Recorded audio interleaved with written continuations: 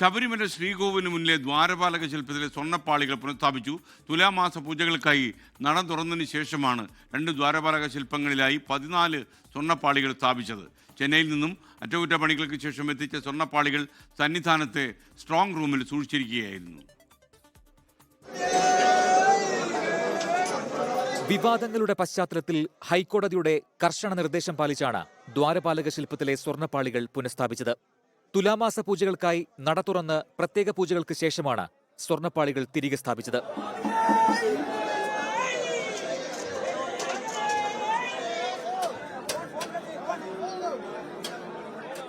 കോടതി നിയോഗിച്ച ഉദ്യോഗസ്ഥരും ദേവസ്വം ബോർഡ് അധികൃതരും തന്ത്രി ഉൾപ്പെടെയുള്ളവരും സന്നിധാനത്തുണ്ടായിരുന്നു. നൂറുകണക്കിന് ഭക്തരും ചടങ്ങിന് സാക്ഷ്യം വഹിച്ചു.